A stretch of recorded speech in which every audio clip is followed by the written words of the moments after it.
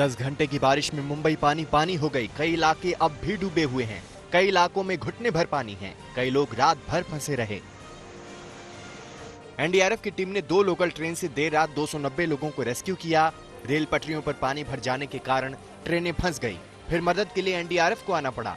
NDRF की team ने 2 local ट्रेनों में फंसे 290 यात्रियों को सुरक्षित तरीके से बाहर निकाल लिया।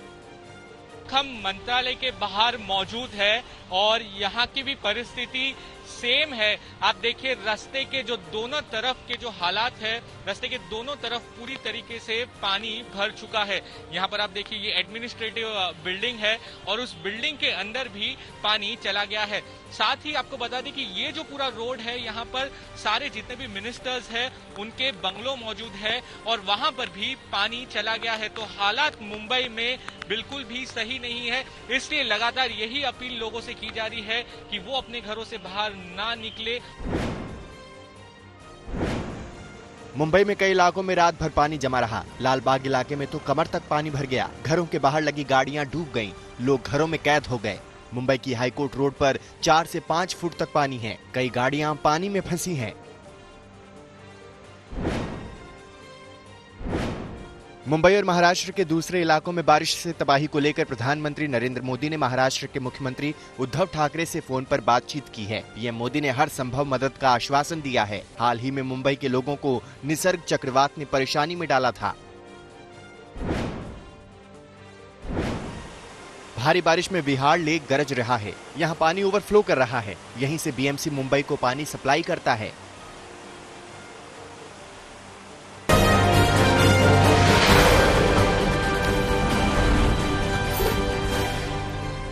मुंबई के कोलाबा में बारिश से 46 साल का रिकॉर्ड टूट गया। यहां 12 घंटे में 296.3 मिलीमीटर बारिश दर्ज की गई। सड़कों पर 4 से 5 फीट तक पानी भर गया। गाड़ियां पानी में फंस गई। कई घरों और दुकानों में भी जल भराव हो गया। मुंबई में 48 घंटे से ज्यादा बारिश के बाद हालात बेहद खराब हैं। शहर के दर्जनों ऐसे इलाके हैं जहां भारी जल भराव है। सड़कों पर इतना पानी भर गया मानो समंदर शहर के भीतर आ गया हो। मुंबई में मूसलाधार बारिश के बाद 106 किलोमीटर प्रति घंटे की रफ्तार से तेज हवाएं चली। इसकी वजह से एलिफिंस्टन रोड, मंत्रालय और माटुंगा में पेड़ उखड़ गए। बीएमसी ने फौरन पेड़ काटना शुरू किया, लेकिन कई गाड़ियों की चपेट में आने से ट्रैफिक व्यवस्था चरमरा गई। बारिश के बाद आई तूफानी हवाओं से लोकल की सेंट्रल और हार्बर लाइन भी बाधित हो गई।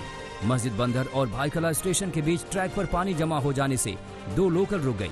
100 से ज्यादा मुसाफिर फंस गए, जिन्हें रेस्क्यू करने के लिए एनडीआरएफ को लगाना पड़ा। मुंबई में एनडीआरएफ की 5 टीमें तैनात की गई हैं। महाराष्ट्र के कोंकण में लगातार हो रही बारिश से 4 नदियां उफान पर हैं। रायगढ़ के मानगांव की सावित्री नदी खतरे के निशान से 2 मीटर ऊपर बह रही है। काल नदी उफान पर होने से जो 86 गांव वाले फंसे थे, उन्हें सुरक्षित जगह ले जाया गया है।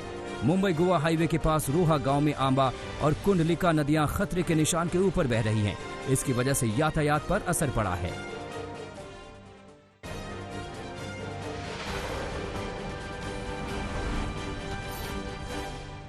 मुंबई में बारिश के साथ भूस्खलन का भी खतरा बढ़ गया है। कैंप्स कॉर्नर के पास रात करीब 12 बजे भूस्खलन हो गया है।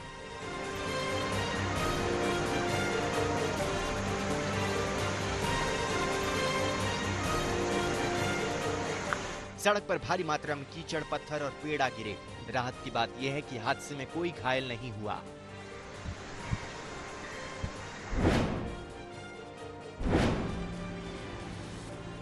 मुंबई में आज सुबह से ही हल्की बारिश हो रही है।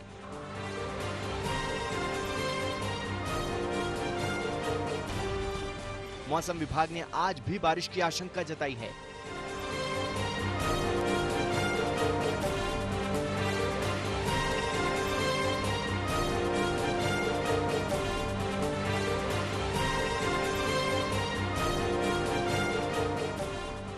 मुंबई को कल भारी बारिश से राहत मिल सकती है।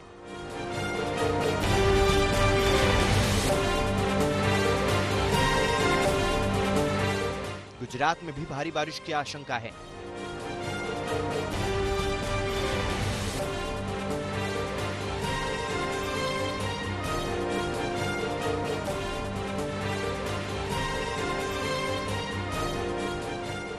इसके अलावा तमिलनाडु, केरल में अगले 4 से 5 दिन भारी बारिश होगी।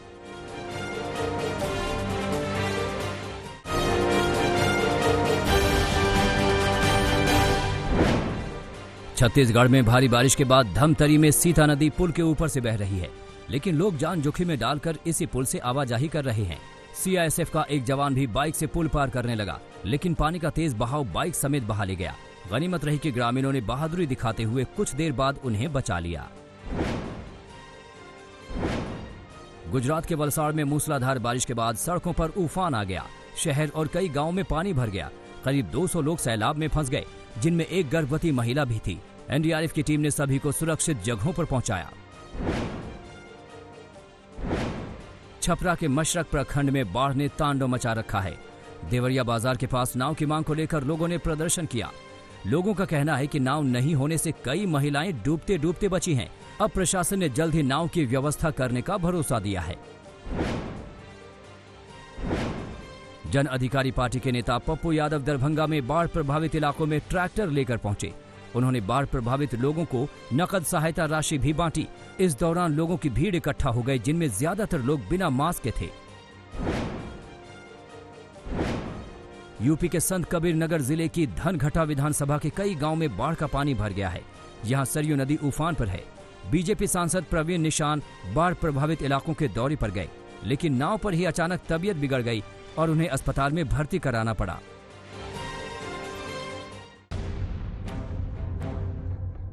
सुशांत सिंह केस की जांच करने को सीबीआई तैयार है तो ईडी भी पूरे एक्शन में है। आज रिया के सीए से पूछताछ होगी, जबकि कल यानी 7 अगस्त को रिया ईडी के अफसरों के सामने होंगी। मनी लॉन्ड्रिंग को लेकर ईडी जांच कर रही है। रिया के परिवार के खातों की भी जानकारी ली जाएगी। सुशांत के खातों से रिया के परिवार पर जो पैसे खर्च किए गए हैं, उन पर पूछताछ हो सकती है। ईडी ने रिया को समन भेजकर 7 अगस्त को पूछताछ के लिए बुलाया है। बुधवार को ईडी ने सुशांत के हाउस मैनेजर सैमुअल मिरांडा से पूछताछ की। सुशांत केस की सीबीआई जांच के बीच रिया मुंबई में अपने अपार्टमेंट में लौट आई हैं। पिछले कुछ दिनों से वो वहां नहीं थीं। रिया सुप्रीम कोर्ट में सुनवाई का इंतजार कर रही थीं, लेकिन सुप्रीम कोर्ट से उन्हें फौरी राहत नहीं मिली। सुशांत केस में सीबीआई ने कहा कि उन्हें नोटिफिकेशन मिला है, वो जांच शुरू कर रही है। सीबीआई जांच की मंजूरी पर नीतीश कुमार ने केंद्र को धन्यवाद दिया है और उम्मीद जताई है कि जांच बेहतर होगी और न्याय मिलेगा। पूरा देश समझ रहा था कि यही होना, ये तो होना ही है। सब लोग समझ रहे थे और मुझे लगता है कि जिस तरह से माननीय सुप्रीम कोर्ट का इसमें एक्शन हुआ है, तो देश के लोगों में, सुशांत के चाहने वालों में एक अच्छा संदेश गया है कि अब और उम्मीद जगी है लोगों की कि निश्चित रूप से और सीबीआई की तरफ भी मामला गया हुआ है, तो निश्चित रूप से जांच अब पुख्ता होकर के आएगा। सुशांत केस की जांच सीबीआई को सौंपे जाने पर शिवसेना ने नाराजगी जताई है। शिवसेना सांसद संजय राउत ने कहा कि सीबीआई जांच पहले से लिखी पटकथा के मुताबिक हो रही है, फिर भी मुंबई पुलिस अपनी जांच जारी रखेगी, ये उनका हक है। मुंबई पुलिस पूरे विश्व में जानी मानी एक जांच एजेंसी है, प्रतिष्ठा है मुंबई पुलिस को, सबको मालूम है। तो फिर भी आप ये करना चाहते, उसका मतलब आपने एक निर्णय ले चुके थे पहले ही, राजनीतिक उसका माहौल बनाने का, राज्य की सरकार को बदनाम करने का, बिहार वर्सेस महाराष्ट्र करना, ये सब पहले से ये स्क्रिप्ट किसी ने लिख चुके थे। मुंबई में बिहार के आईपीएस अधिकारी विनय तिवारी को क्वारंटीन करने पर बिहार के डीजीपी ने फिर नाराजगी जताई। उन्होंने कहा कि विनय तिवारी को वापस बिहार आने देना चाहिए, उन्हें कैदी बनाकर रखा गया है। उधर खबर है कि पटना में सिटी एसपी को क्वारंटीन से बचने के लिए कोरोना का टेस्ट कराना होगा। बीएमसी ने कहा कि उन्हें कोरोना टेस्ट कराना होगा, तभी वो क्वारंटीन से बच सकती हैं। अगर रिपोर्ट नेगेटिव आई तो उन्हें जाने दिया जाएगा।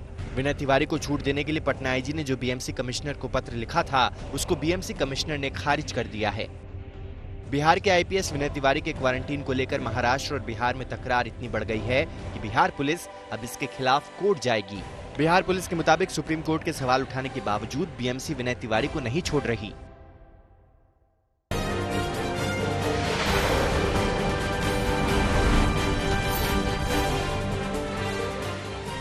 अहमदाबाद में एक अस्पताल में आग लग गई है। आग लगने से 8 लोगों की मौत हो गई है। एफएसएल की टीम मौके पर पहुंच गई है। शॉर्ट सर्किट से आग लगने की संभावना जताई जा रही है। आग लगते ही मरीजों को किसी तरह बाहर निकाला गया। अस्पताल में सभी मरीज कोरोना के थे। आग रात 3:15 पर लगी।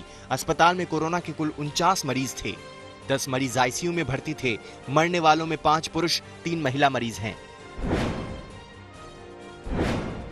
जम्मू कश्मीर को लेकर सरकार ने बड़ा फैसला किया है।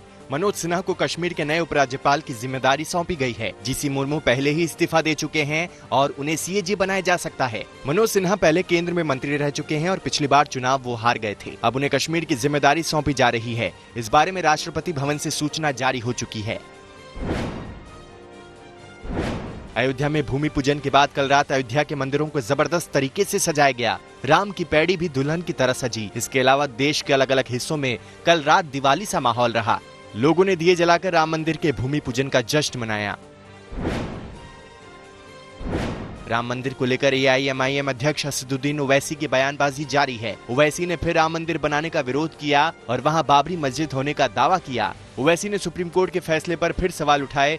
कहा कि वो आने वाली पीढ़ियों को यही बताएंगे कि वहां पर बाबरी मस्जिद थी।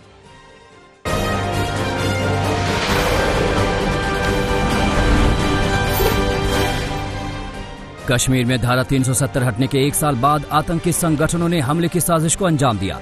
जम्मू कश्मीर के शोपियां में आतंकियों ने सुरक्षा बलों को निशाना बनाते हुए एक ही दिन में दूसरी बार हमला किया। पहले संगालो पुल पर तैनात पुलिस और सीआरपीएफ के जवानों को निशाना बनाया, फिर मोना बाजार में हमला किया।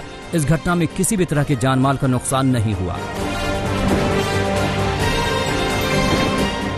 जम्मू कश्मीर से विशेष राज्य का दर्जा हटने के बाद घाटी के कई इलाकों में जश्न मनाया गया। बीजेपी कार्यकर्ता रौ मूसा रफीक ने अनंतनाग के लाल चौक पर तिरंगा फहराकर सलामी दी है। लेह में भी इस मौके पर कई तरह के आयोजन किए गए, जिसमें लोगों ने बढ़ चढ़कर हिस्सा लिया। कश्मीर के कुपवाड़ा जिले के टंगधार सेक्टर में एलओसी के पास सेना की तरफ से महिला जवानों को तैनात किया गया है। इन्हें आतंकवाद से लड़ने के अलावा इलाके में तस्करी के मामलों पर नजर रखने के लिए भी लगाया गया है। कश्मीर में ऐसा पहली बार हुआ है जब महिला जवानों को अंदरूनी सुरक्षा और आतंकवाद के खिलाफ काम करने के लिए लगाया गया है। पाकिस्तान के विवादित नक्शे पर विदेश मंत्रालय ने जवाब दिया है। विदेश मंत्रालय ने कहा है कि हमने पाकिस्तान के प्रधानमंत्री इमरान खान की ओर से जारी पॉलिटिकल मैप को देखा। उनके इन हास्यास्पद दावों की न तो कानूनी वैधता है और न ही अंतर्राष्ट्रीय विश्वसनीयता। नक्शे में पाकिस्तान ने कश्मीर, लद्दाख, जूनागढ़ को अपना बताया। पालघर हिंसा मामले में महाराष्ट्र पुलिस ने सुप्रीम कोर्ट में जवाब दाखिल किया। महाराष्ट्र पुलिस ने पालघर मामले में सीबीआई और एनआईए जांच का विरोध किया है। पुलिस का कहना है कि अभी मामले की जांच चल रही है, जिसकी वजह से डिटेल सार्वजनिक नहीं कर सकते।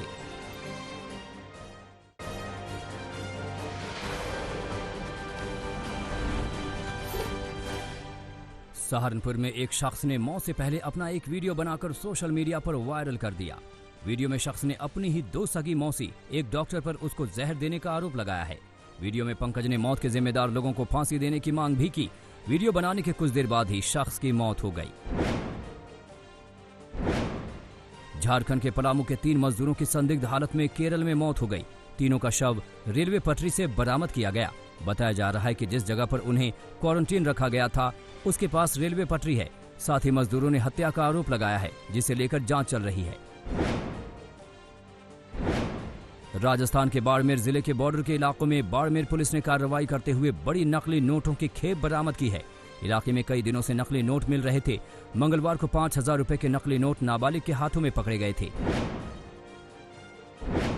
गाजियाबाद में पत्रकार विक्रम जोशी की हत्या के मामले में 10वें और आखिरी आरोपी आकाश बिहारी को पुलिस ने गिरफ्तार किया है, जिस पर पुलिस ने 25,000 का इनाम घोषित कर रखा था।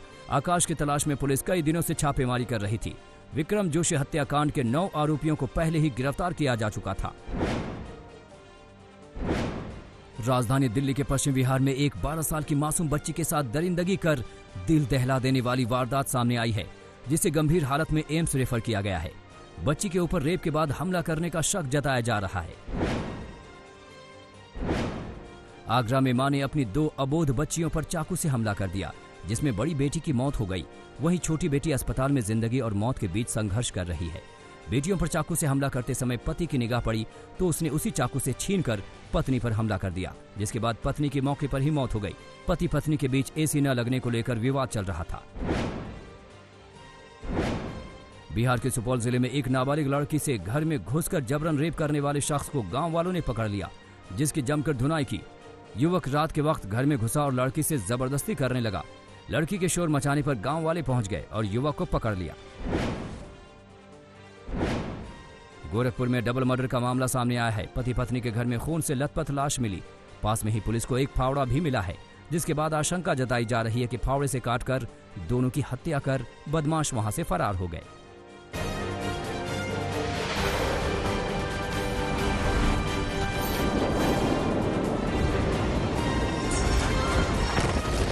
बेरू धमाके में मरने वालों की संख्या 135 के पार पहुंच गई है।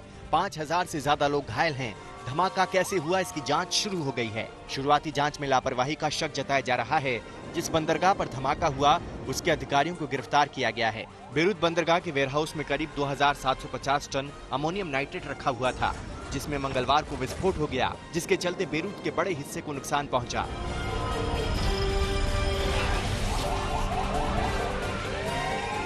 धमाका इतना जबरदस्त था कि कई किलोमीटर के इलाके में घरों के शीशे टूट गए, सामान तहस नहस हो गया।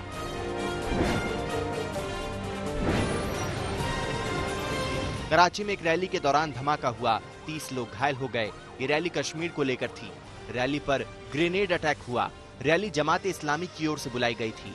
धमाके में एक व्यक्ति की हालत गंभीर है।